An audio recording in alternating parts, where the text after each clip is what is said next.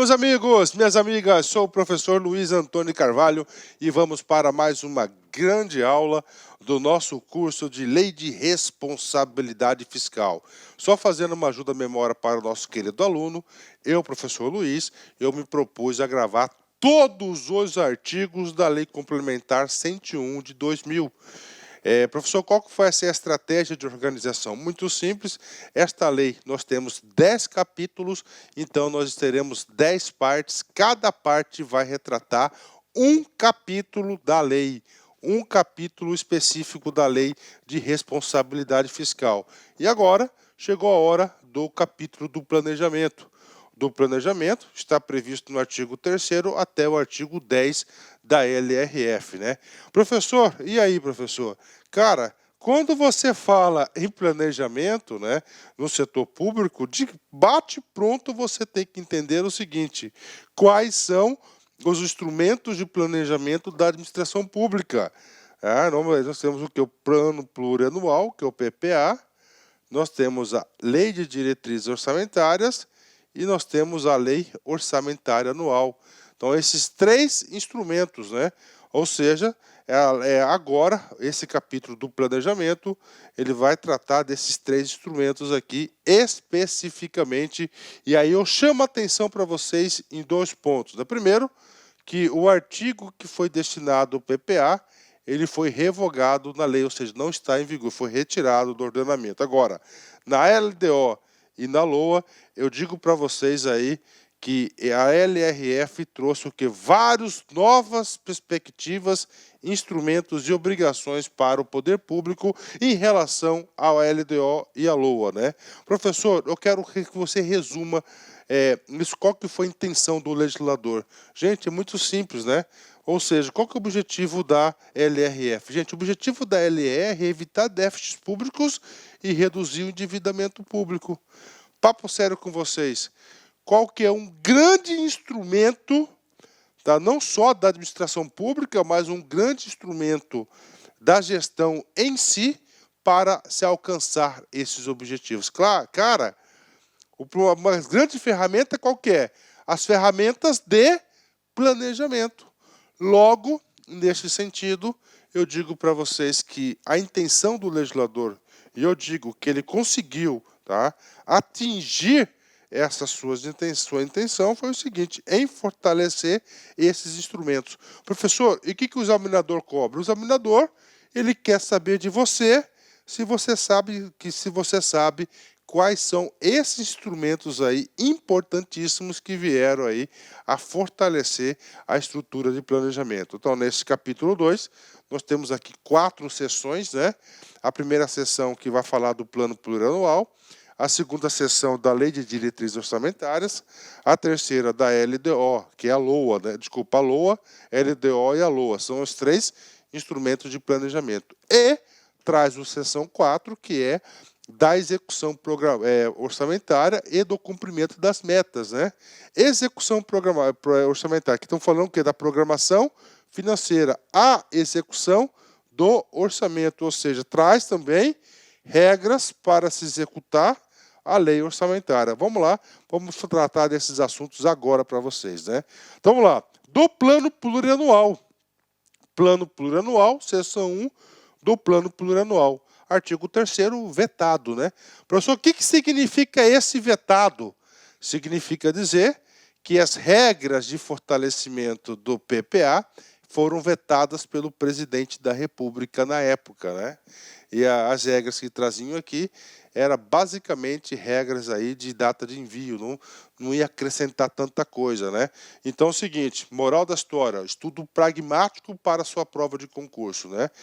No tocante ao PPA, a LRF trouxe aí pouquíssimas inovações em relação ao texto constitucional. Bacana? Fechado? Então vamos para o segundo instrumento, segundo capítulo, né? Então, PPA, só para não deixar dúvidas, não trouxe tantas inovações, até porque o seu artigo 3º, que era para tratar do PPA, ele sofreu aí pelo fenômeno foi vetado aí pelo presidente da República, né? Seção 2, se tem o PPA, qual que é o segundo instrumento? O segundo instrumento que nós temos é a LDO, a Lei de Diretrizes Orçamentárias, né? A LDO, a Lei de Diretrizes Orçamentárias, ela tem aquele papel tático importantíssimo, né? Professor, e aí? Qual que foi a intenção do legislador aqui? Gente, papo reto com vocês. Dos três instrumentos, PPA, LDO e LOA, eu digo sem medo de ser feliz que neste tocante a LDO, a LRF foi a lei que trouxe o que? Mais inovações aí e mais requisitos para a aplicação da LDO. Então, que teve o que? Mais alterações aí significativas, se eu digo para você que isso não cai, isso despenca em concurso público. Então, vem comigo. LDO, a Lei de Diretrizes Orçamentárias atenderá o disposto no parágrafo 2º do artigo 65 da Constituição e. Olha só, né? O que diz o parágrafo 2º do artigo 65 da Constituição? Gente, o parágrafo 2º, artigo 65 da Constituição, nada mais e nada menos criou a LDO. É isso mesmo, né? Então aqui é onde foi criada a LDO. Professor, como assim criada a LDO? Vocês devem já saber, na altura do campeonato, que a LDO foi uma inovação da Constituição de 88. Antes da Constituição de 88, nós não tínhamos esse grande instrumento da LDO. Então, o parágrafo 2º, artigo 65, é onde foi criado a LDO para todos os poderes, todas as esferas de governo. Vem comigo.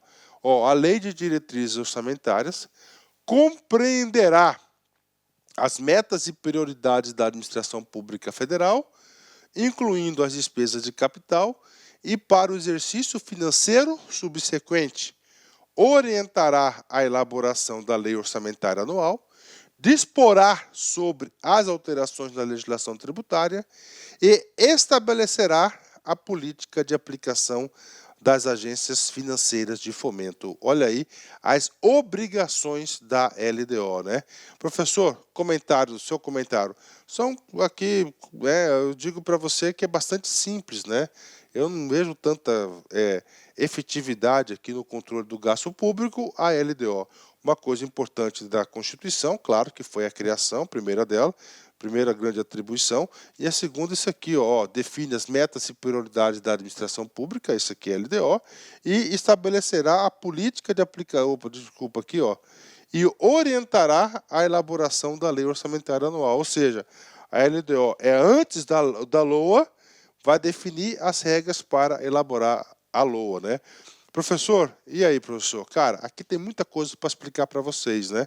E nós temos uma aula de AFO específica na qual eu comento tudo isso sobre a LDO. Bacana que só foi uma ajuda à memória para vocês, né? E agora, professor, vamos continuar. Então, é o seguinte, o artigo 4º da LRF diz claramente, vem comigo, atenderá o disposto do parágrafo 2º do artigo 65, é onde trouxe a previsibilidade da LDO, e, olha aqui, né? Ou seja, além disso, a LDO deverá ter os seguintes dispositivos. Primeiro, disporá também sobre, né? Então, LDO, sobre o quê? Equilíbrio entre receitas e despesas. Professor, equilíbrio entre receitas e despesas. Professor, isso aqui é básico. Sim, isso aqui é básico, isso aqui é um pensamento vigente de hoje, né? Isso aqui é básico, vigente de hoje, tá aí. Então traz o quê? O equilíbrio entre a receita e a despesa. Qual que é o objetivo disso? Claro que a despesa não ser superior à receita. Professor, por que você está falando isso? Cara, papo reto com vocês, até pouco tempo atrás, estou dizendo isso sério, a Constituição de 88 não trouxe a vedação de uma possibilidade do orçamento ter a despesa maior do que a receita, né? Ele não trouxe essa vedação, né? E não trouxe. Então aqui já trouxe equilíbrio entre receita e despesa. Qual que é a intenção aqui do legislador? Despesa não ser maior do que a receita. Parece óbvio, parece claro, mas é importante ter esse dispositivo. Quer ver um país, por exemplo, que não tem essa proibição, na qual as despesas podem ser maior do que a despesa. A nossa vizinha aí, a coitadinha da Venezuela, né? Olha, eu digo coitadinha não com sentido de menosprezar aquele povo sofrido, não. Pelo contrário, de coitado mesmo, né? Pena daquele povo lá. Então lá, né, você pode ter certeza que lá não existe responsabilidade na gestão fiscal e lá é permitido o quê? A despesa ser maior do que a receita. Lá eles falam o seguinte, né? Que é permitido a despesa ser maior do que a receita para investir no social. Mas a gente sabe que não é bem assim. Bacana? Então é o seguinte, primeiro dispositivo da LDO, equilíbrio entre receita e despesa. Segundo dispositivo, né? Vem comigo, né? Ó, critérios e forma de limitação de empenho. Professor, o que é empenho? Nós já estudamos isso em uma aula de afro chamada o quê? A aula chamada de execução da despesa orçamentária. E lá nós vimos que para executar a despesa nós temos algumas fases, alguns estágios. O primeiro estágio é o empenho, que cria obrigação para o Estado, a autoridade competente cria obrigação, né, para o Estado sob condição de implemento ou não. Ou seja, o empenho, ele vai criar obrigação. Então, o primeiro passo é o empenho. Segundo passo, a liquidação. E terceiro, que é o pagamento. Ou seja, né? Então, o empenho é aquele documento que vai criar a obrigação para o Estado. Ou seja, ali, tá certo? Ali já é o primeiro passo para a execução da despesa.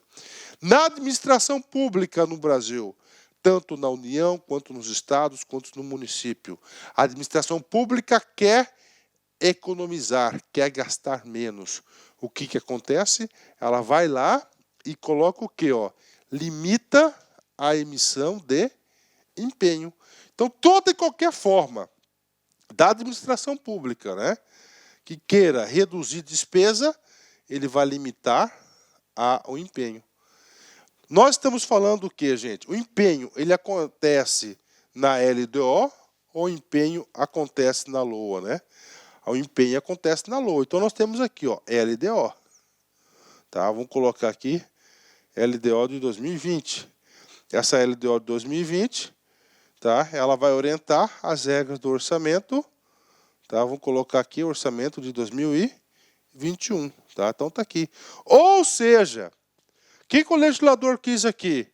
Ele falou o seguinte, ó, esse orçamento aqui ele vai começar a executar do 1º de 1 até, né, 31/12 do outro exercício. As regras de limitação do empenho deverão constar na LDO do ano anterior. Ou seja, a LDO ela vai estar orientando a execução do orçamento do próximo ano. Então está aqui para vocês, né? Então isso que é limitação de empenho, é definir as regras antes, né? Vem comigo. Aí ele fala, professor, quando que o empenho poderá ser limitado? Aí vem, a ser efetivada nas hipóteses previstas na linha B do inciso 2 deste artigo, ou seja, esse dispositivo aqui foi vetado. No artigo 9º, que é da execução orçamentária e do cumprimento das metas fiscais, nós veremos que essa LOA aqui, tá? Ainda nessa aula, nós temos o anexo de metas fiscais. Esse anexo de metas fiscais ele é bimestral. Tá? Bimestral, receita, despesa e assim por diante. O que acontece? A receita, por exemplo, não está se realizando conforme planejado, conforme previsto no anexo de metas fiscais. E aí, professor? Se não está entrando dinheiro, você tem que reduzir a saída do dinheiro, controlar a despesa. Como é que você controla a despesa? Efetuando a limitação do empenho, impedindo que ela ocorra. Como é que você impede que ela ocorra? É com empenho. Não existe despesa sem empenho, prévio empenho, né? Então está aqui, né? E finalmente, no inciso 2 do parágrafo 1º do artigo 3º. Do artigo 31, tá? Olha aí, do artigo 31. O artigo 31 ele vai falar o quê? Da recondução da dívida aos limites, ou seja, o percentual previsto, autorizado para a administração pública se endividar, ele está superado, então vai ter que reconduzir Para você reconduzir isso, você vai ter que gastar menos. Para gastar menos, o empenho vai ter que sofrer limitações. Ou seja, critérios e forma de limitação estarão na LDO anterior, isso que estou explicando aqui para vocês, e este conceito será aplicado especificamente, segundo a lei, em dois momentos. Primeiro, no descumprimento da execução orçamentária, no artigo 9º, que é objeto da aula de hoje, inclusive, e do artigo 31, que é da recondução das dívidas aos limites, né? E aí, professor, cara, é bom demais esse curso de LRF, né? Esse curso de LRF, eu dou uma dica para os alunos aí, tá? Que primeiro você deverá assistir todas as minhas aulas de administração financeira e orçamentária e depois você faz o curso de LRF, cara.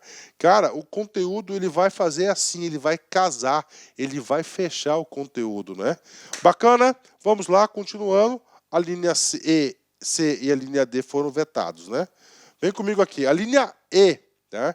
Ou seja, essa linha neta aqui, ó. A LDO disporá também. Eu já falei do A, já falei do B, agora vamos do E. Vem comigo, ó. Normas relativas ao controle de custos. Olha aí. Tá?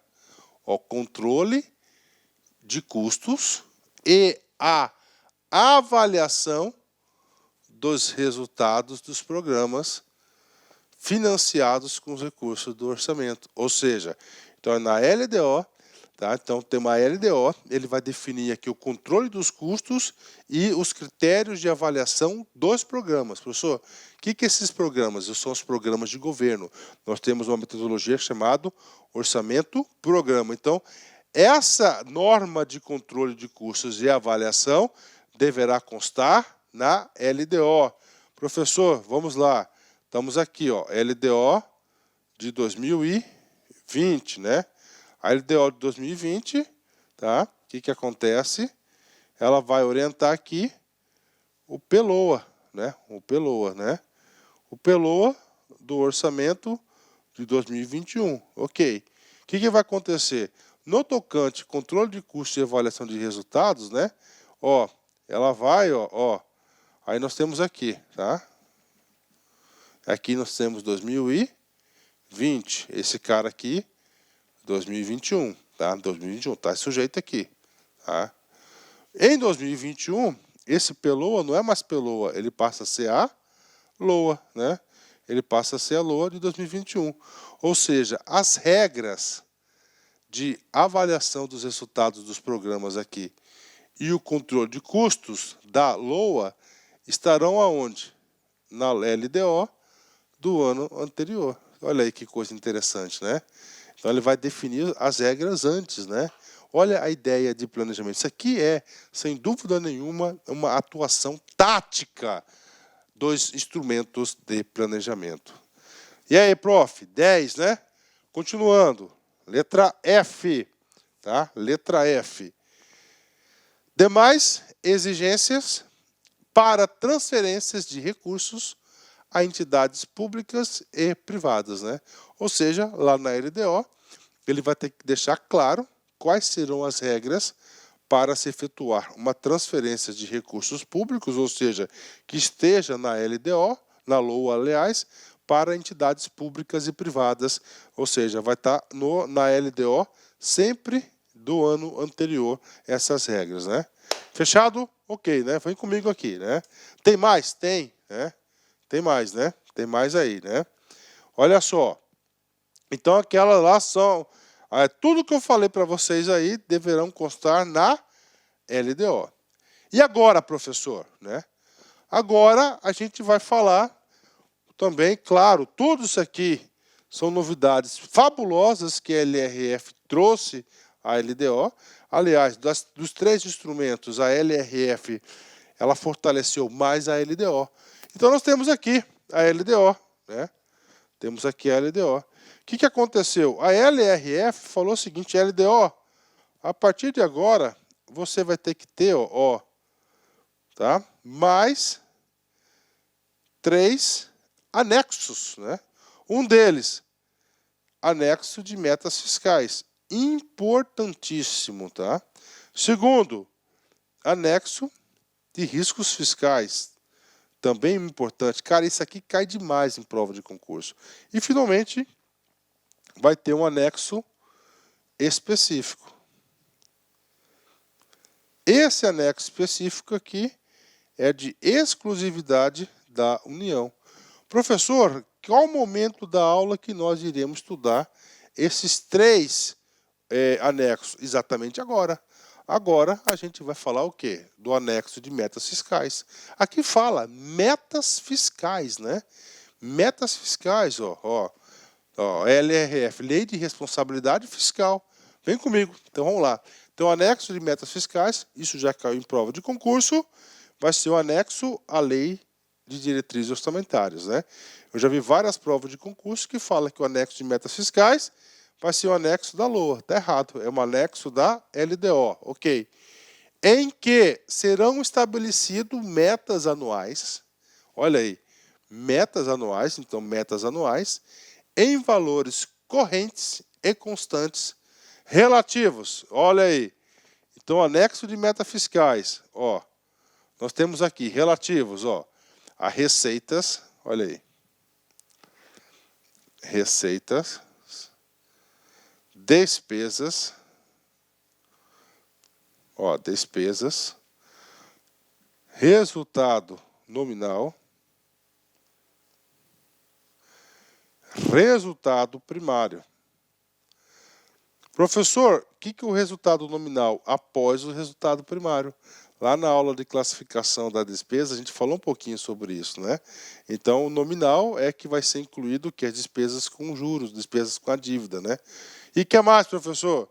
E mais o montante da dívida. Então, olha aí, né? Então ele quer controlar, então vai ser o quê? Vão ser os 5 pontos essenciais de controle do anexo de metas fiscais, né? E esse anexo de metas fiscais, tá?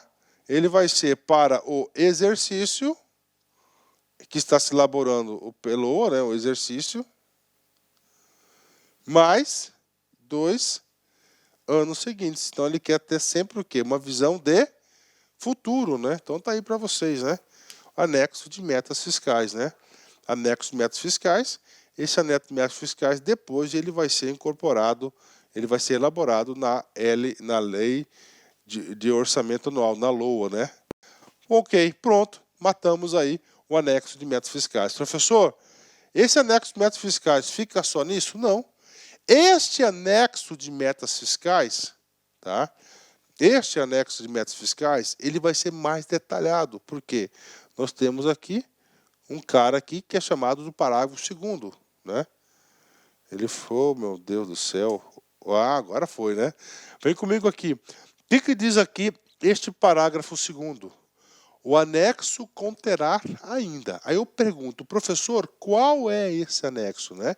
Então, este anexo aqui ainda é o anexo de metas fiscais, né? Nesse exato momento, você sabe que tem 5 produtos aí, né? Receita, despesa, resultado primário, resultado nominal e o montante da dívida pública. Então, tem 5 produtos aí, 5 trabalhos específicos. E agora, professor, o que aconteceu? O legislador, com certeza, né, um grande conhecedor de finanças públicas, né, ele falou, olha, só isso não é suficiente. Tá? Agora, este anexo de metas fiscais deverá conter também diversos dispositivos esses importantíssimos para uma boa gestão fiscal, né? Então vem comigo. Primeiro, né? Ó, avaliação do cumprimento das metas relativas ao ano anterior. Olha que coisa interessante, né? Nós já falamos sobre isso, né? Nós já falamos que na LDO ele deverá conter o quê? Controle de custos e avaliação dos programas, não é isso? Que vai ser utilizado no próximo orçamento, que vai avaliar. Então, ele define as regras antes, né? Aqui não, tá? Então, o que acontece aqui? Nós estamos aqui no ano de 2020, né? No ano de 2020, nós estamos aqui no projeto da LDO. O que acontece na LDO? Essa LDO aqui, ó, deverá constar a avaliação Olha aí, avaliação do orçamento, ó, do orçamento de 2019. Isso é aqui, avaliação do cumprimento das metas relativas ao ano anterior. Professor, e as regras de avaliação deste orçamento aqui? As regras de avaliação da LOA de 2019, elas foram elaboradas em 2019, na onde? Na LDO de 2019. Então, essa LDO aqui, ela vai definir os parâmetros de quê? De avaliação do orçamento que vai estar lá e deverá conter, estar presente aqui no projeto de lei, aliás, na LDO aí, essa avaliação. Por quê, professor? Para ter uma ideia de planejamento, não é isso? Para avaliar. Cara, isso cai demais, cara, isso cai demais, hein? Inciso 2º, tá? Vem comigo aqui. Nós vamos falando de quê? Anexo de metas fiscais. Demonstrativo das metas anuais do exercício e mais 2, não é isso? Ok. Tá? Opa, desculpa, vamos de novo. Demonstrativo das metas anuais. Instruído com memória e metodologia de cálculo que justifica os resultados pretendidos, né? O que ele está colocando aqui, cara? É uma coisa muito importante. Aqui ele está dando um trato profissional da administração pública, né? Então, é isso eu falo, cara. Eu já vi muito disso, cara, né? Principalmente na Secretaria de Fazenda, quando eu trabalhei lá. O cara vai lá e faz uma meta de receita anual, tá? Ah, porque eu acho. É esse valor. Para, pô. Eu acho não serve, né? Então, o que a LRF diz? O que o legislador falou? Cara, agora você vai ter que instruir essas metas aí com a sua memória e metodologia de cálculo. Ou seja, qual foi a metodologia que você utilizou para fazer essas metas anuais. Ok, fechou, né? Comparando-as, né, com as fixadas nos 3 exercícios anteriores e evidenciando a consistência delas com as premissas e objetivos da política econômica nacional, né? Ou seja, então vamos lá, então vamos falar de metas aqui. Olha que coisa interessante aqui. Nós sabemos que no anexo de metas fiscais é para o exercício, vou colocar até no meio aqui, né? Ó, o exercício em questão, mais 2 anos, tá? Ou seja, 3 anos. O que ele está colocando aqui? Ele está colocando uma ferramenta, um dispositivo de aderência. Como assim de aderência? Ele quer que você compare isso com os 3 anos anteriores. Para você sempre ter uma visão de 6 anos. Para você acompanhar historicamente como é que está ocorrendo aí essa despesa, essa receita, não só a receita, despesa, mas resultado primário, nominal e o montante da dívida pública. Então tá aí para a galera aí, demonstrativo das metas anuais, né? Então existe todo esse rigor técnico e isso aqui cai em prova, atenção. Eu digo para vocês que das aulas de LRF, essa aqui é uma das aulas mais importantes de todas, né? Vamos lá, outro dispositivo, inciso 3º, tá? Outro dispositivo que está incluso aonde? Lá no anexo de metas fiscais, ele fala da evolução do patrimônio líquido, né? Patrimônio líquido, claro que a administração pública tem seu patrimônio líquido, lá na contabilidade pública tem essa previsibilidade. Vamos lá. Também, nos últimos 3 exercícios, né? Então você tem que ver o patrimônio líquido dos últimos 3 exercícios, né? Destacando a origem da aplicação dos recursos obtidos com a alienação de ativos, né? Então vamos lá, são 2 comandos aqui no inciso 3º que você tem que saber. Com alienação de ativos. Primeira pergunta que eu faço para vocês. Professor, o que é essa alienação de ativos? É quando a administração pública vende e se desfaz de um patrimônio dela, de um ativo dela.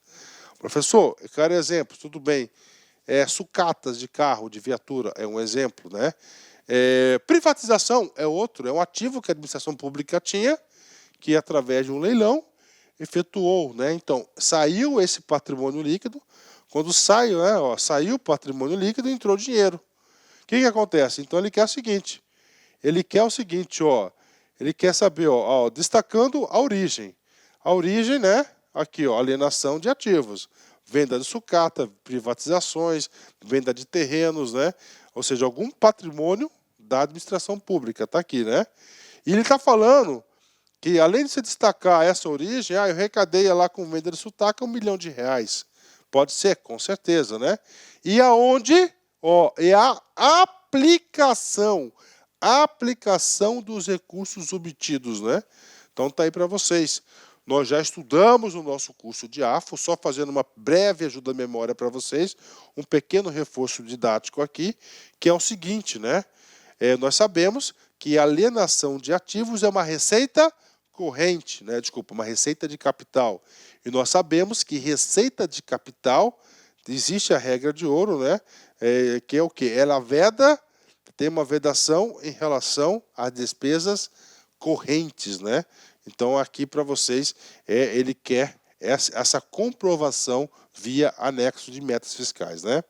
Vem comigo, o que mais? A situação financeira é atuarial, né? Avaliação da situação financeira e atuarial. Professor, quando falar em atuarial, eu quero que vocês tenham uma palavra na cabeça, de imediato, rapidamente. Qual que é a palavra que você tem que colocar? Previdência. Previdência. Tá aí, previdência, né? Previdência, né? 2 pontos, 2 blocos de situações.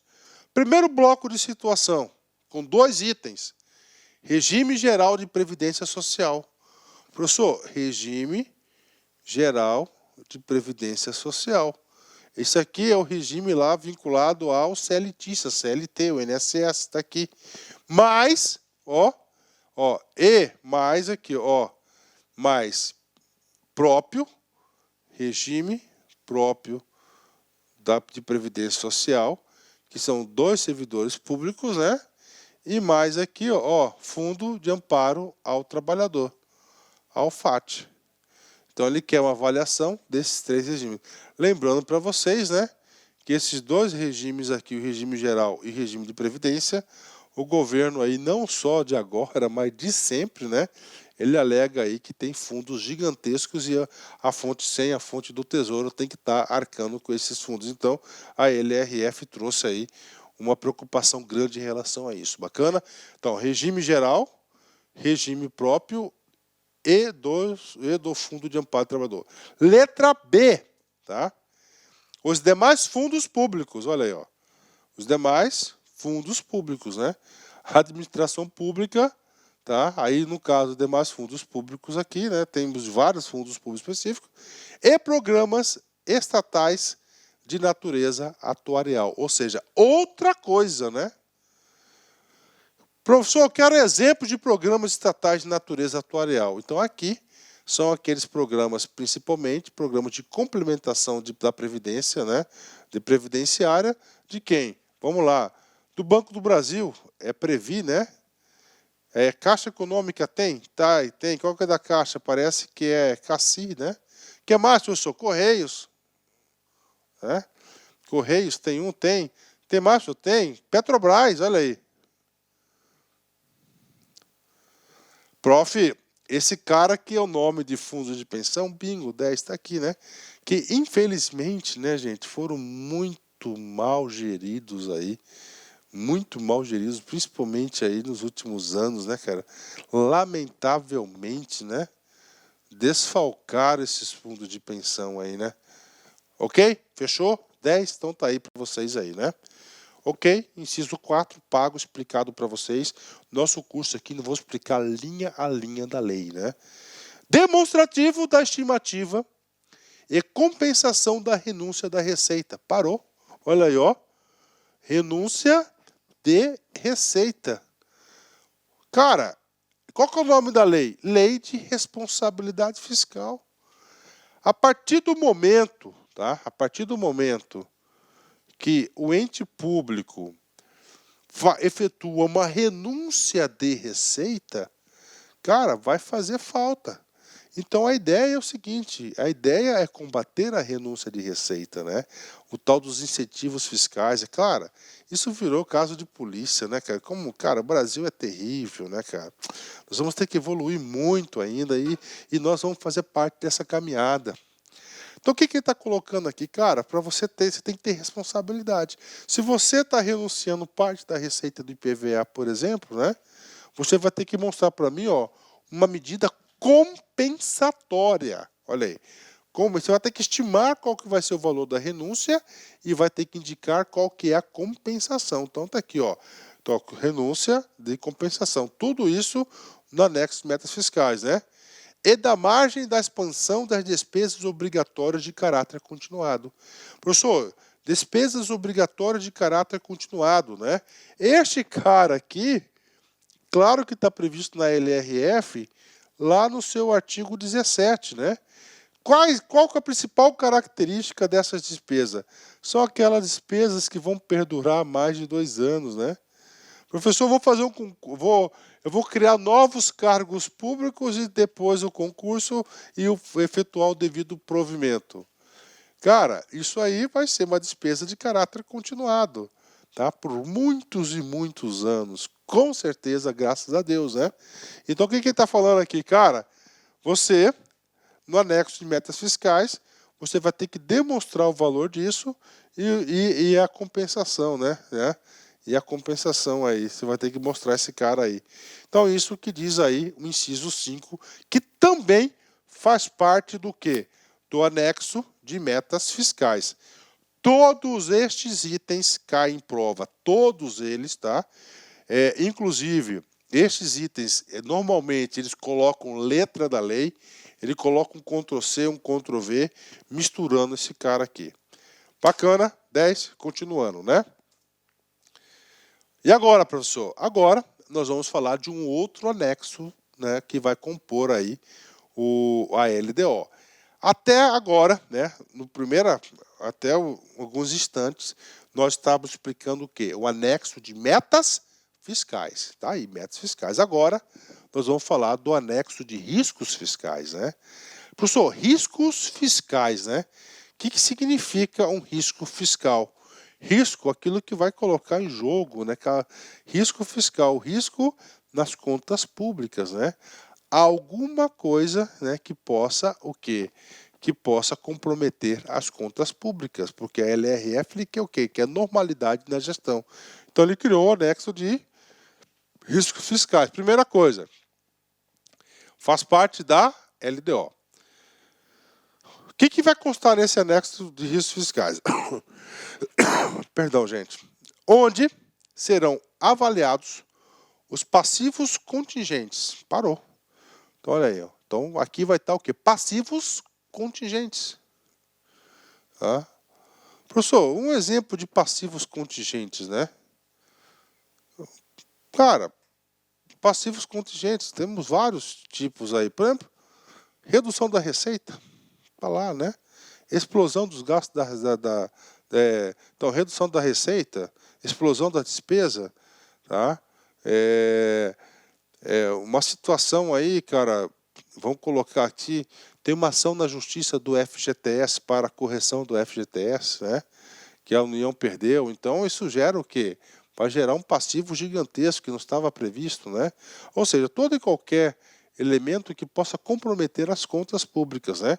Então, teve aqui, né? O que mais? Ó, e outros riscos capazes de afetar as contas públicas. Estou marcando aqui porque costuma cair, ok?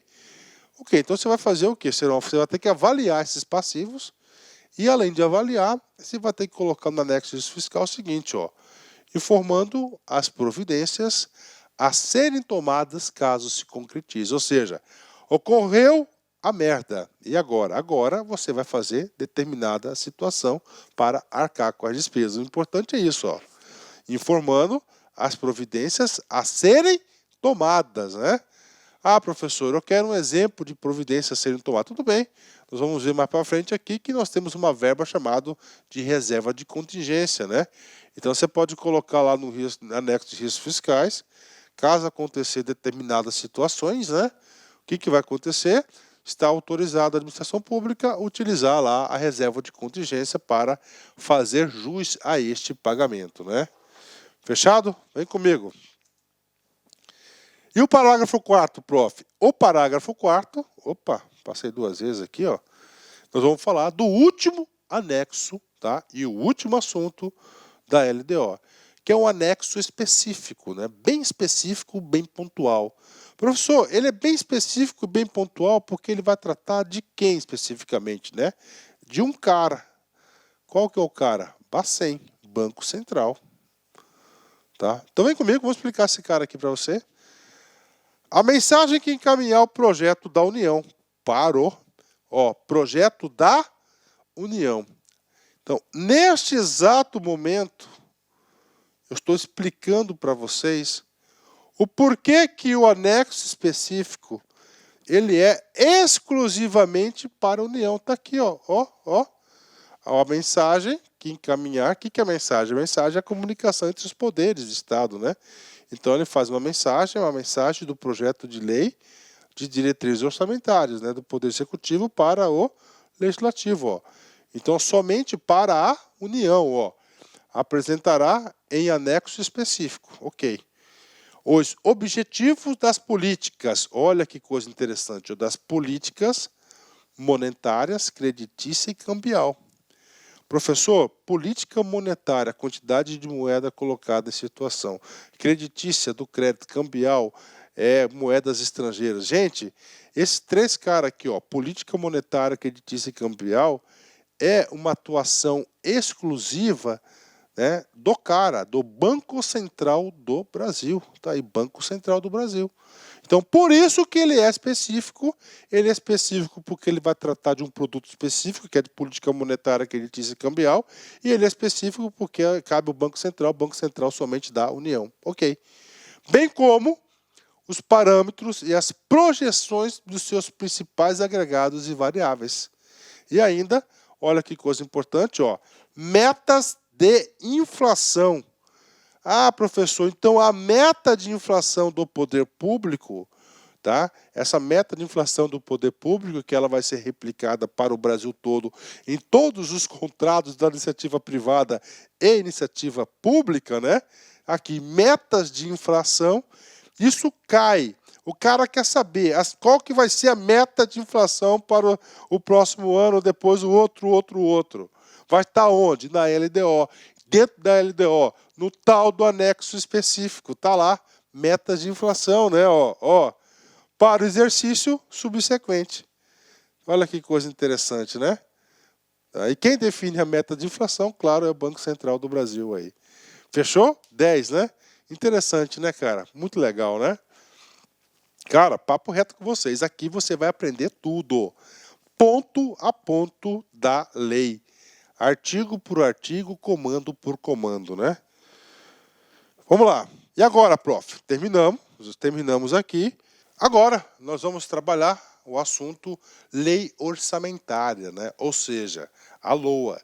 Quais foram os principais, quais foram os dispositivos que a LRF acrescentou à nossa lei orçamentária anual, a nossa LOA, né? Na parte anterior, na seção 2, nós falamos tudo sobre a LDO. Cai muito. Agora, na LOA, que é a Lei Orçamentária Anual, né?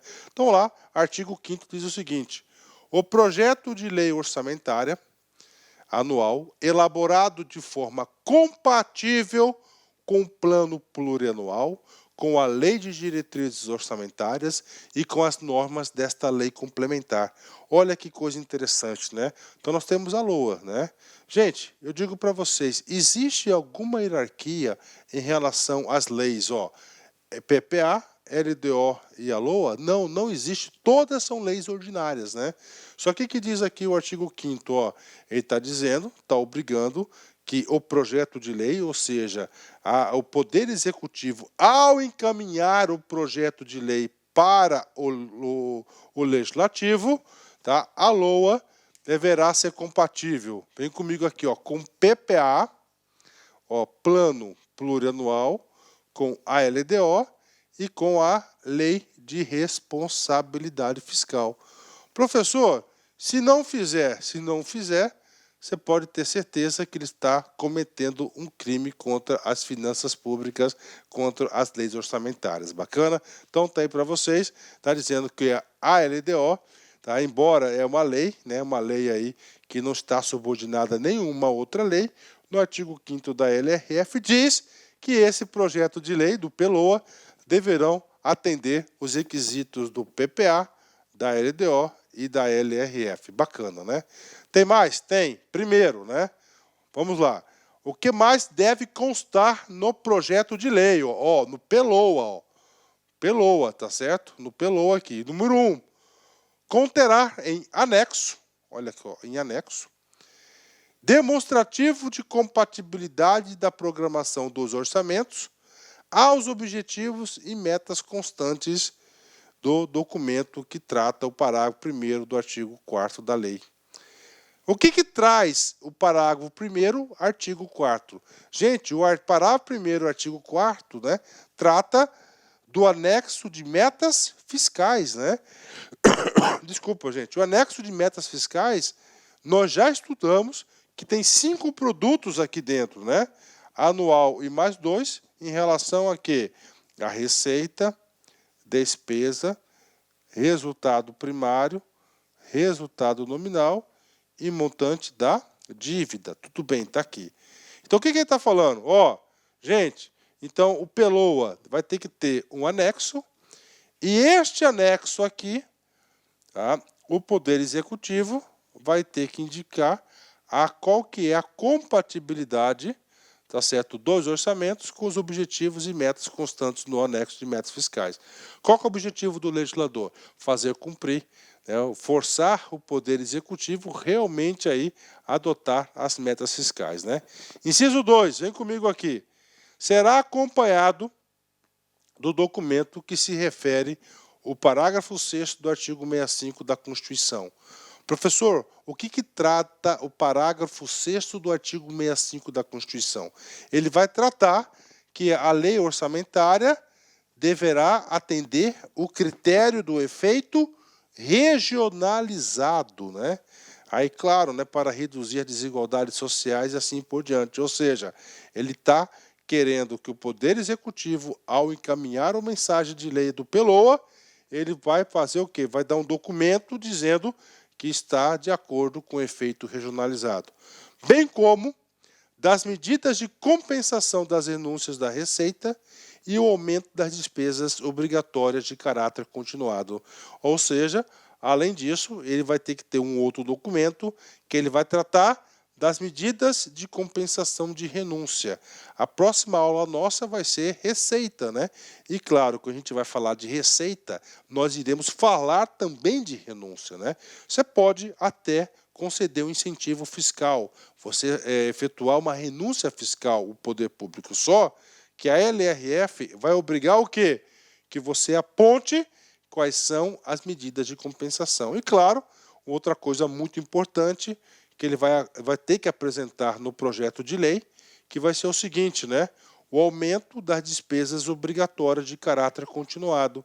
Ah, professor, ou seja, o que é as despesas de caráter continuado? São aquelas despesas que têm a duração mais de 2 exercícios, mais de 2 anos, que está previsto no artigo 17 da LRF, que no momento específico nós iremos tratar. Bacana? Então vamos lá, Lei Orçamentária Anual, já falei para vocês. Então, primeiro, a compatibilidade com as demais peças de planejamento, deverá conter aqui, ó, compatibilidade das metas do ARF, deverá conter também o efeito regionalizado, as medidas de compensação de renúncia de receita e o aumento das despesas obrigatórias de caráter continuado. Tem mais? Claro que tem, né? Outro ponto importante, né, que é a reserva de contingência. Então, a reserva de contingência, o valor da reserva de contingência deverá estar prevista aonde? Na projeto de lei da Lei Orçamentária Anual, né? Conterá reserva de contingência cuja forma de utilização e montante definido, com base na receita corrente líquida, serão estabelecidos na Lei de Diretrizes Orçamentárias destinada ao... Professor, Lei de Diretrizes Orçamentárias.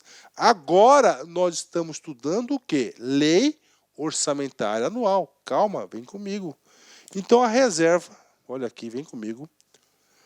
Ó, a reserva de contingência, tá aqui. Primeiro passo.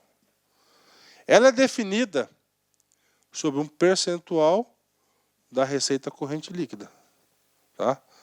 Prevista da onde? Lá na LDO. Professor, o que mais? Os critérios de utilização.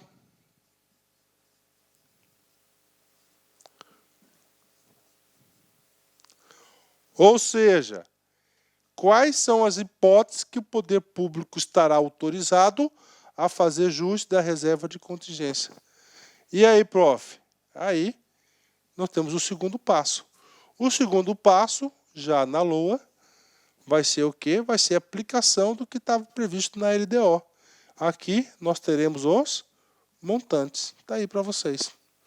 E, claro, se acontecer alguma das coisas previstas, os critérios de utilização, nós iremos utilizar a reserva de contingência. Só que a letra B, ele já dá um direcionamento para a administração pública, para o legislador, para todos, em que pode ser gasto a reserva de contingência. Primeiro, atendimento de passivos contingentes. Olha aí. Ó, atendimento de passivos contingentes. É a primeira hipótese de utilização da reserva de contingente. Outros riscos. Olha aí. Outros riscos, né? Ou seja, ele deixou em aberto. E, finalmente, eventos fiscais imprevistos. Professor, eventos fiscais imprevistos, né? Eu vou dar um exemplo para você. Do nada, apareceu uma crise mundial. Tá? Do nada, estava tudo correndo bem, a receita estava sendo arrecadada, lá, todas aquelas metas do anexo de metas fiscais, receita, despesa, resultado primário, nominal, montante da dívida, estava tudo tranquilo, na conformidade, tá? De boa. E o que aconteceu? Aconteceu uma crise aí, vamos dar um país aí, um país sólido, a Alemanha, a crise alemã.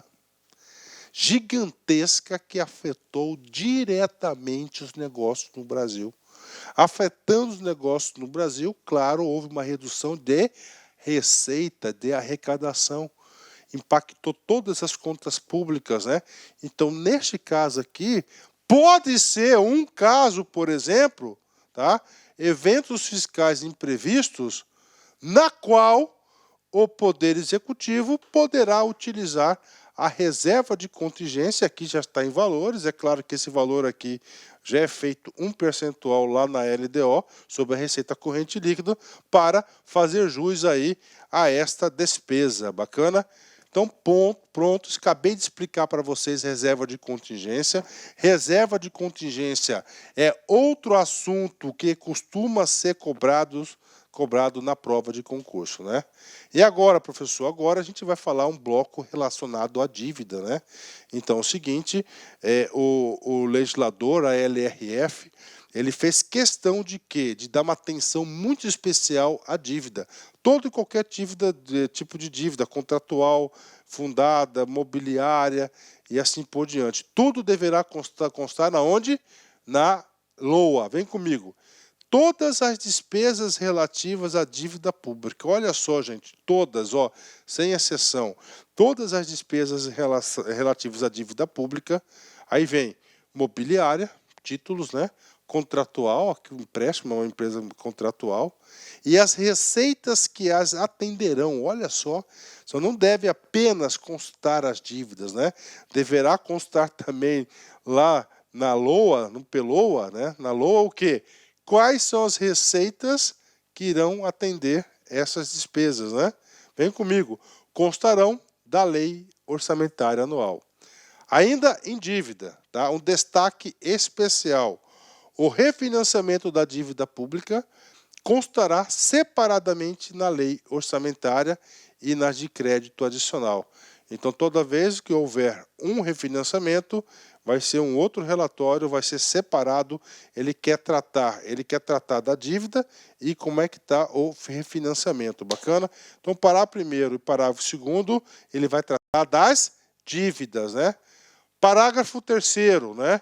Muito importante isso, principalmente para os contratos aí públicos lá que estão vigentes na Lei 8.166, né? Lei de licitações e contratos. A atualização do principal da dívida mobiliária. O refinanciamento, grave essa palavra aqui, isso aqui tinha que estar em negrito aqui, ó. Não poderá superar a variação do índice de preço previsto na LDO ou em legislação específica. O que diz aqui, gente, né?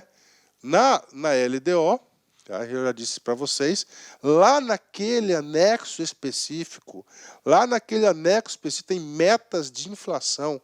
Quando a gente coloca metas de inflação, cara, lá, né? Lá vai ter o quê? O índice inflacionário, ó. Tá? O índice inflacionário. Muito importante isso aqui, cara. Porque isso aqui, tá? Ele vai nortear não somente a dívida, mas toda a administração pública. Por exemplo, a administração pública federal, vamos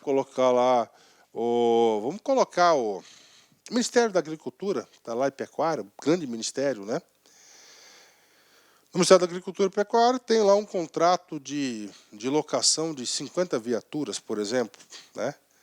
Deu um ano, ele vai ter que ser reajustado. Aí lá ele coloca qual que vai ser o índice a ser aplicado para reajustar esse contrato. Vai ser este índice aqui que está previsto na LDO. Ok? Tá? Então tá aí para a galera, né? E é muito importante isso, por exemplo, dívida mobiliária. Então toda dívida mobiliária refinanciada, principal, né? Não poderá superar esse índice aí de preços, né? O índice de inflação que está lá na LDO, tá? Muito importante isso. Quarta, né? É vedado consignar na lei orçamentária crédito com finalidade imprecisa ou com dotação ilimitada. Professor, isso parece óbvio, eu sei disso, né? Mas isso aqui é importante, ó. Lembra do princípio da especificidade? Ou seja, todas as dotações têm que ser o quê? Detalhadas, né? Ou seja, a administração pública, o gasto público tem que ser transparente, tem que ter qualidade, tem que ser preciso, né? Dotação ilimitada, cai muito também. O que é dotação ilimitada? Sem limites, né? O cara tira, né? Não pode ter dotação ilimitada. Se fosse dotação limitada, como é lei, seria o quê? A concessão de um cheque em branco, né? Então, bacana, parágrafo 4º aí, né? Parágrafo 5º. A lei orçamentária, de novo, olha aí, ó, não consignará dotação para investimento com duração superior a um exercício financeiro que não esteja previsto no PPA, Plano Plurianual, ou em lei que autoriza a sua inclusão, conforme o disposto no parágrafo 1º do artigo 67, né? Esse parágrafo 1º do artigo 67 é o artigo das vedações ao orçamento, tá? Vedações ao orçamento. E o parágrafo 1º, ele traz exatamente isso. Ele proíbe, gente, ó, a lei orçamentária anual, né? O que acontece? A lei orçamentária anual, a LOA, tá? Ela, para ter, por exemplo, eu vou construir uma ponte que vai demorar 3 anos de execução. 3 anos de execução. 3 anos é mais de um exercício. Então, só pode ter essa dotação na LOA se essa ação da ponte de 3 anos constar aonde? Lá no PPA, que é o nosso plano estratégico de médio prazo aí da administração pública federal, né? Não só federal, toda a administração pública, que tem uma temporalidade de 4 anos. Bacana? Então, isso aqui a gente já explicou lá na aula das vedações, né? Só vem reforçar a LRF. Parágrafo 6º, né? O que diz esse parágrafo 6º? É um parágrafo específico do Banco Central, né? Vocês viram, a gente já teve uma particularidade do Banco Central, que é aquela particularidade lá do anexo específico, que ele vai falar da política monetária, creditícia e cambial, mais metas de inflação. E aqui ele fala o seguinte, vem comigo, olha só. Integrarão as despesas da União e serão incluídas na lei orçamentária anual. Olha só, então está falando aqui, na LOA, tá? Vai ser incluído as despesas do Banco Central. Poxa, professor, isso é o básico. Calma. Por quê? Porque tem um outro tipo de despesa que não será incluída na LOA. A gente vai falar agora. O que diz o artigo 6º? Aquilo que será incluído na LOA. Quais são as despesas que serão incluídas na LOA referente ao Banco Central? O examinador quer saber isso de você. Vamos lá. As relativas de pessoal, encargos sociais, custeio administrativo, inclusive destinados a benefícios e assistência aos servidores e a investimentos. Por exemplo, vamos dar uma dica, vamos lá, vamos fazer um pinga-fogo aí com a galera aí. Pagamento de pessoal. Vai constar na LOA? Sim, vai constar na LOA. Né? Pagamento de energia elétrica? Também, custeio administrativo. Aquisição de carros, veículos, é o quê? O investimento. Então, essas despesas constarão na LOA. Agora, vamos colocar uma despesa que não será incluída na LOA, né? O Banco Central do Brasil, tá? O Banco Central do Brasil teve que intervir no mercado, tá? E comprar dólar para fazer o quê? Uma regulamentação do poder de compra da moeda nacional. Então ele teve que comprar dólar. Se ele comprou dólar, saiu dinheiro. Se saiu dinheiro, na cabeça é o quê? Uma despesa. Só que esse tipo de despesa relacionada à atividade fim, que é da política monetária, política cambial, com política creditícia, essa receita ela está isenta de ser incluída na LOA. Então, as despesas do Banco Central que constarão na LOA, obrigatoriamente, são essas: pessoal, encargos sociais, custeio administrativo, inclusive os destinados a benefícios e assistência aos servidores e a investimentos. Prof, esse cara cai? Com certeza, esse cara cai, né? Poxa, professor, eu nunca pensei que eu ia gostar desse assunto. Cara, esse aqui, AFO, né? É uma matéria que te ensina, cara, te ensina a você conhecer a administração pública. Bacana? Ok. Professor, mas eu fiquei na dúvida ainda em relação a esse tipo de despesa. E aí? E aí, claro que o legislador, ele destinou aqui o artigo 7º da lei só para tratar do assunto Banco Central. Nós já sabemos que a despesa com pessoal, custeio, investimento, assistência ali, são todas as despesas que irão constar aonde? Lá na LOA. Se vão constar na LOA, vai seguir o quê? Toda a tramitação normal aí de quê? De execução da despesa pública, empenho, liquidação e pagamento. Agora, olha só. O outro tipo de receita, artigo 10, 7º, vem comigo aqui. O resultado do Banco Central do Brasil. Como assim resultado, professor? Vamos colocar lá a administração das reservas cambiais, né? Eu acabei de falar a compra de dólar. Então o governo vai lá, compra dólar, vende dólar, compra dólar, vende dólar. Papo reto com você. Nessas operações, o Banco Central tem muito resultado positivo, cara. Tem muito resultado positivo. Vamos supor que no primeiro semestre, todas as operações de intervenção para controlar, para o poder de compra da moeda nacional, o Banco Central teve aí 500 milhões de reais aí de lucro nas suas operações. Tá ok? 500 milhões de reais.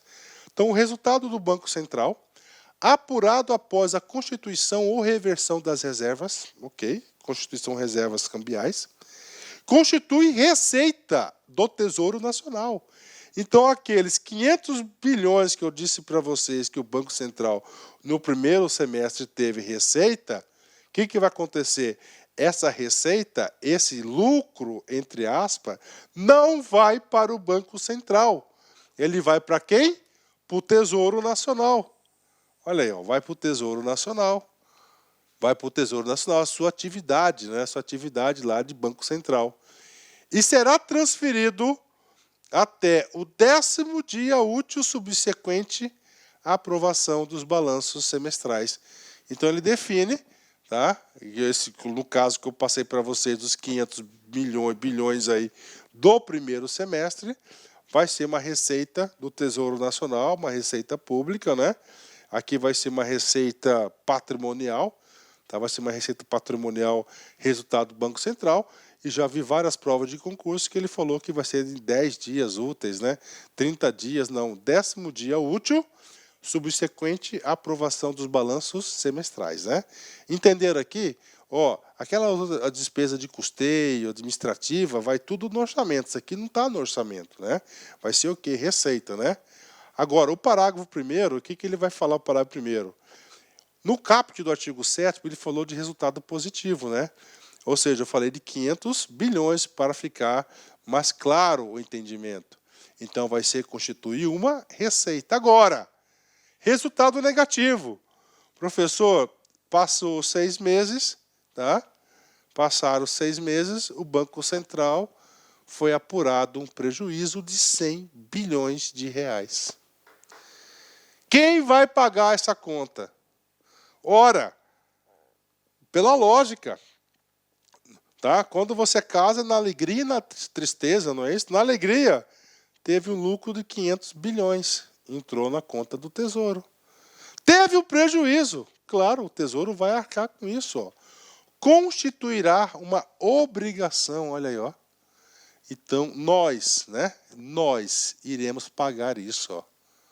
Uma obrigação do Tesouro para com o Banco Central do Brasil e, olha aí, será consignado em dotação específica do orçamento. Olha o que está dizendo, né?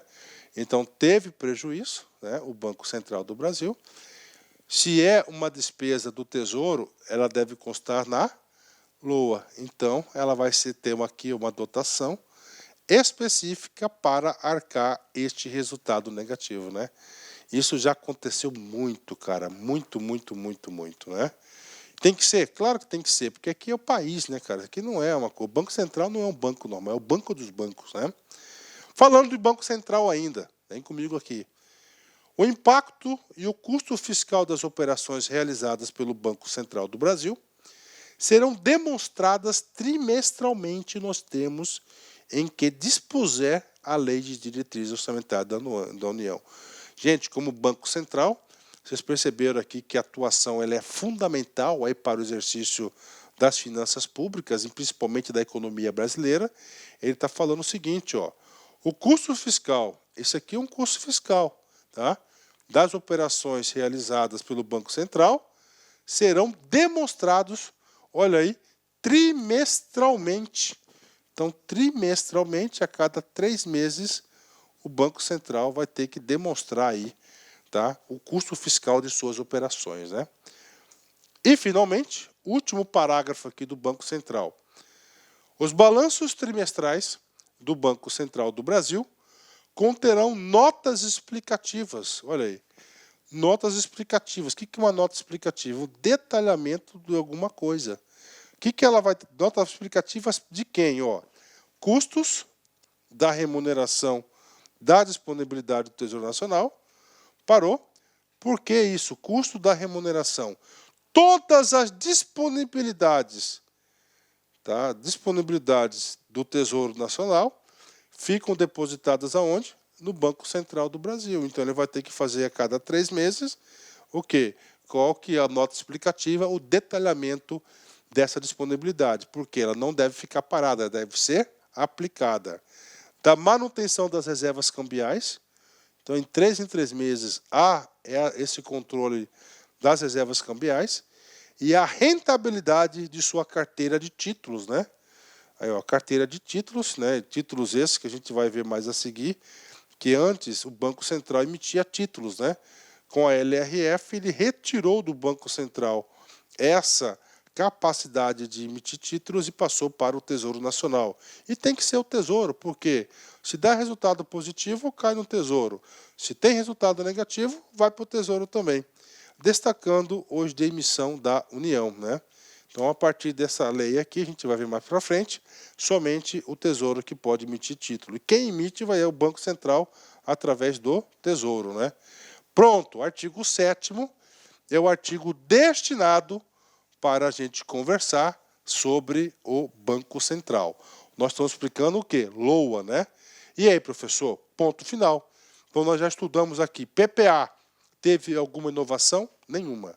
Tá? PPA não teve. LDO, inúmeras. LOA, nem tanto, né? Nem tanto. E agora, o último, tá? A última sessão do capítulo 2 do planejamento.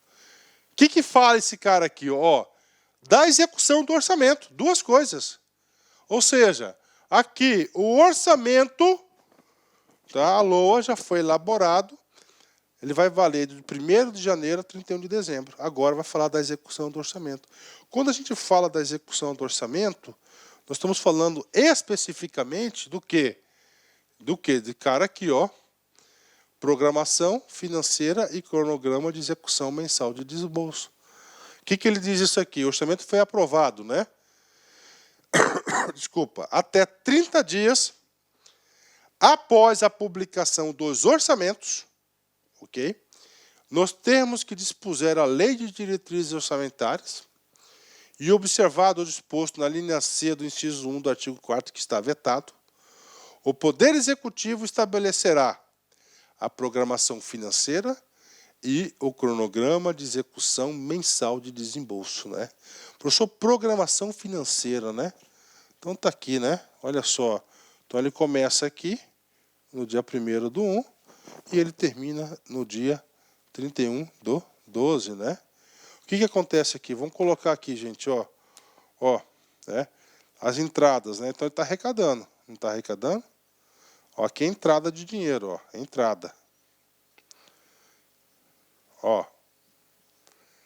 O que acontece? Vamos supor, no dia 20/1, é a saída, repasse dos duodécimos do poderes, por exemplo, está aí. Então, isso aqui é uma programação. Então, ele vai ajustando o quê? O fluxo de caixa na execução da programação financeira, como é que é feita, e, claro, o cronograma de execução mensal de desembolso.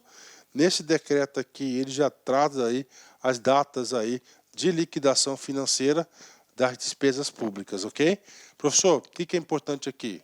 É falar que 30 dias após a publicação da LOA, o Poder Executivo, por que somente o Poder Executivo? Porque essa função da gestão do orçamento é uma função típica do Poder Executivo. Eu já vi várias provas de concurso que o cara troca esse negócio de Poder Executivo. Tá? Artigo 9º. Opa, tem mais, parágrafo único. Inovação, muito importante. Ele fala do quê? Recursos vinculados. Os recursos legalmente vinculados à finalidade específica serão utilizados exclusivamente para atender ao objeto de sua vinculação, ainda que em exercício diverso daquele que ocorreu o ingresso. Antes de mais nada, exemplo. Eu quero um exemplo de um recurso vinculado a uma finalidade específica, né? Os recursos lá da fonte 112. O que são recursos da fonte 112? Recursos do Fundeb, tá? O Fundo da Educação, que é composto por um percentual de alguns impostos. Então, está aqui. Então, ela é o fundo, está na Constituição. Então, essa fonte 112 é uma fonte vinculada. O que acontecia antes da LRF? Né? O orçamento termina dia 31/12. Naquele exercício, o cara só executou 50% do orçamento. E aí? Perdeu o jacaré. Virou, esse aí vai tudo para a conta única do governo, vai tudo para o Tesouro. Recolhia tudo. Com esse dispositivo, sabiamente, ele fortaleceu os recursos vinculados. O que ele fala? Então, se é 112, só vai poder gastar naquela finalidade específica. Bingo, está aqui. Se não fizer, crimes de responsabilidade por gestor. Tá? Vamos lá. E o mais importante, ainda que o exercício diverso daquele que ocorrer o ingresso, né? Ó, mesmo que seja diverso, porque então ele fica para os outros anos também, né? Não só para aquele exercício, né? Boa essa e muito bom esse dispositivo, né? Para artigo 9º, vem comigo aqui. Então, o artigo 8º, nós falamos de o quê? Do programa, programação financeira e o cronograma mensal de execução mensal de desembolso, e falamos daqui também dos fundos vinculados, dos recursos vinculados. Só lembrando, na aula de classificação da despesa, nós temos recursos vinculados e recursos ordinários, né? Se verificado, o que acontece no artigo 9º? O artigo 9º, ele já está lá na execução, né? Está na execução do orçamento. Nós temos o anexo de metas fiscais, né?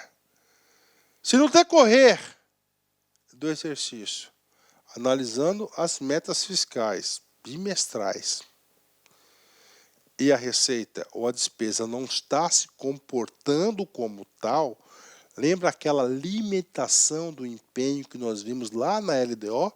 Aí está autorizando o poder público, tá certo, a adotar aquelas medidas de quê? De restrição do empenho. Isso está dizendo aqui. Isso aqui é uma ferramenta de gestão. Isso aqui garante o saldo, o equilíbrio, o superávit financeiro primário. Se verificado no final de um bimestre. Professor, o que nós estamos estudando aqui? O anexo de metas fiscais. Este cara aqui, temos metas de receita, despesa, resultado nominal, resultado primário e montante da dívida, tá? Todos esses caras aqui metas bimestrais, né? Ó, 2 meses. Por isso que ele é bimestre. Que a realização da receita poderá não comportar o cumprimento das metas de resultado primário ou nominal, tá? Estabelecidas no anexo de metas fiscais, está aqui, tá? Lá da LDO. Aí fala, tem que tomar uma atitude. Quem vai tomar atitude? Os poderes, executivo, legislativo e judiciário, e o Ministério Público, promoverão, ou seja, eles mesmos, eles estão executando seus orçamentos, por ato próprio, tá? E nos montantes necessários, nos 30 dias subsequentes, o que ele vai fazer? Limitação de empenho e movimentação financeira, segundo os critérios fixados na Lei de Diretriz Orçamentária, na LOA. Então está aqui. Então lá na LDO. Então na LDO vai estar previsto o quê? Ele vai estar previsto as formas e regras de quê? De limitação do empenho. Por que limitação do empenho, professor? Porque eu já disse, a administração pública quer gastar menos. Se ele quer gastar menos, ele vai atacar o empenho, porque se não tem empenho, teoricamente, não tem aí, tá? Despesa, né? Aí onde eu explico esse cara aí para vocês, é mais de despesas aí de exercícios anteriores, né? Tá? A gente já falou sobre esse cara aí para vocês aí, na aula específica, ok? Então, isso aqui é para ter o quê? A regularidade, para manter as contas públicas. Professor, esse dispositivo aqui, cara, tem umas coisinhas importantes ainda. Vem comigo aqui. Primeiro, no caso de restabelecimento da receita, prevista ainda que parcial, a recomposição das dotações cujos empenhos foram limitados, dar-se-á de forma proporcional às reduções efetivadas, né? O que está falando aqui? Cara, só teve 3 meses aí, tá, de queda da receita. Depois ela voltou a subir e normalizou. Cara, então nessa proporcionalidade aí você vai restabelecer as dotações iniciais. Justo? Claro, muito justo isso, né? Parágrafo 2º. Vem comigo. Não serão objeto... Opa, o que está acontecendo aqui? No parágrafo 2º, então, qual que é a ideia central? A ideia central é sempre o quê? É evitar déficits públicos, né? Essa é a ideia central. É o poder de agir da administração pública, da autotutela da administração pública, né? De rever seus próprios atos, né? Opa, a receita caiu. Beleza. Se a receita caiu, tá? Se a receita caiu, eu tenho que tomar providência. Eu tenho que gastar menos. Se é gastar menos, eu faço limitação de empenho. Já falei para vocês. Só que nesse parágrafo 2º, a limitação do empenho, ela não é absoluta. Ela não vai atingir determinadas despesas. Ou seja, essas determinadas despesas não podem ser objeto de limitação de empenho. E está aqui no parágrafo 2º. E você pode ter certeza que o examinador quer saber quais são as despesas que não estão sujeitas à limitação do empenho, mesmo que a receita ela teve uma queda significativa. Quais são essas despesas? Não serão objeto de limitação as despesas que constituam obrigações constitucionais e legais do ente. Aí, ó, obrigações constitucionais e legais do ente. Exemplo, prof, tudo bem. Tá? A repartição das receitas, né? Tributárias, por exemplo, da União é o ITR, Imposto sobre Propriedade Territorial. Metade da União, metade do município. Então, essa despesa, esse repasse para o município, não pode deixar de acontecer. Ele vai acontecer, porque é uma obrigação constitucional e legal. Pronto. O que mais? Inclusive aquelas destinadas ao pagamento da dívida pública, do serviço da dívida. Olha aí. 2. Segunda limitação, ó. Serviço da dívida. Pronto. Então, primeira, segunda. Terceira e última. Lá na LDO, tá? E as ressalvadas pela Lei de Diretrizes Orçamentárias. Então, lá na LDO, ele traz um outro rol, tá certo? De despesas que não podem sofrer limitação. Professor, o que normalmente as LDOs traz nesse requisito de ressalvadas, né? Despesas, ó, com educação, né? Certo? Saúde e segurança. Então, normalmente, tá? Normalmente, isso aqui é somente para ilustrar a nossa explicação. Essas despesas na LDO, elas retiram do rol das possibilidades de limitação do empenho. Tá aí, pronto, bingo, 10, né? Último dispositivo, penúltimo dispositivo, muito interessante isso, que ele fala o seguinte. Então, vamos lá. O que diz o caput do artigo 9º, né? Ele fala o seguinte, olha, se as receitas não comprometerem os resultados nominal, primário, cada órgão, cada poder, né, eles deverão, 30 dias após, né, do bimestral, eles deverão adotar medidas de limitação de empenho, não é isso? Está aí. Eles próprios. O que diz aqui o parágrafo 3º? Está falando o seguinte, opa, parou. Vamos supor que o Ministério Público ele se enquadrou nessa situação que há necessidade de limitação de empenho e ele não o fez. O Poder Judiciário não o fez, não fez. E aí, professor? Os 3 poderes, harmônicos e independentes entre si. Tá lá, não fez. E aí, prof? E aí, o parágrafo 3 falou o seguinte, se você teve o prazo e você não fez, então o Poder Executivo vai fazer. No caso de os poderes legislativo e judiciário e o Ministério Público não promoverem a limitação no prazo estabelecido no caput, 30 dias, o Poder Executivo autorizado a limitar os valores financeiros segundo os critérios fixados na LDO. Então ele está falando, cara, se você não fizer em 30 dias, não tem problema, o Poder Executivo assim fará. Então, essa é a ideia do parágrafo 3º. Só que aconteceu, Isso aqui foi uma discussão muito grande que foi levada ao Supremo Tribunal Federal e na ADIM 2238/5, né, ela julgou inconstitucional aí esse item aqui, né? Então, por caráter de liminar, isso aqui não está valendo. Por quê? Porque qual que foi o entendimento dessa ADIM, essa ação direta de inconstitucionalidade? Ora, cara, aqui está o Poder Executivo. Então, o Poder Executivo ele não pode entrar lá no orçamento do Judiciário, por exemplo, e fazer a limitação do empenho. Porque se ele for lá e fazer isso, e o tal do artigo 2º da Constituição, né, são poderes, né, harmônicos e independentes entre si. Ou seja, não pode ter interferência. Então, o Supremo aqui entendeu que o parágrafo 3º do artigo 9º da LRF, né, ele, por caráter liminar, ele suspendeu esse dispositivo aqui, que eu acho uma pena, né? Eu acho o seguinte, cara, você tem que seguir a regra. Se você não fez, outro fará.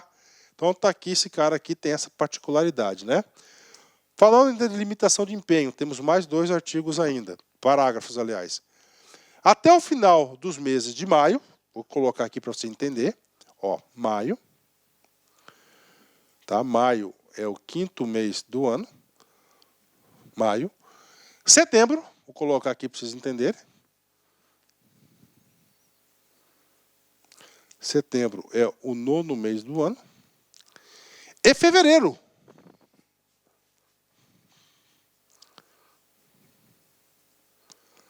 Fevereiro é o nosso 2º mês do ano. Ok.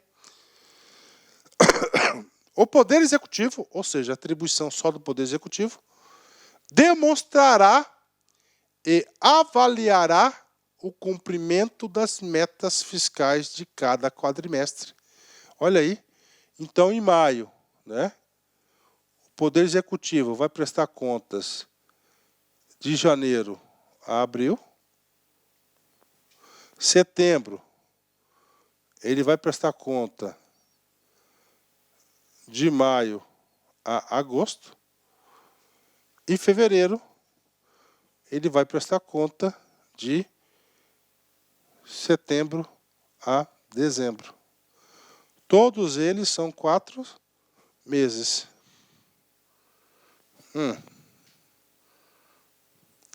Tá? Ele vai prestar conta onde? Em audiência pública. Olha aí. Audiência pública. Então, o Poder Executivo em audiência pública. Na onde? Na comissão referida para primeiro do artigo 66. Esse cara aqui é na CMO, Comissão Mista de Orçamento, nas casas legislativas, estaduais e municipais. Ou seja, no mês de maio, você tem que saber disso, tá? O Poder Executivo, o governador, o secretário de Fazenda. Eu já participei de várias dessas aqui, cara, né? Eu já várias vezes, né? Normalmente é o secretário de Fazenda que vai, o ministro da Fazenda, né?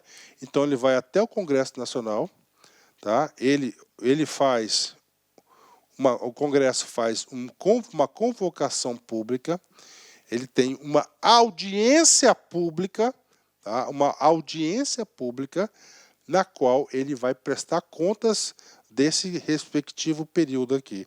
Tá? Cai concurso? Claro que cai.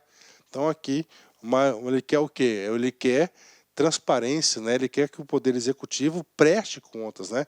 Isso aqui é apenas o Poder Executivo. Por que tem que ser só o Poder Executivo?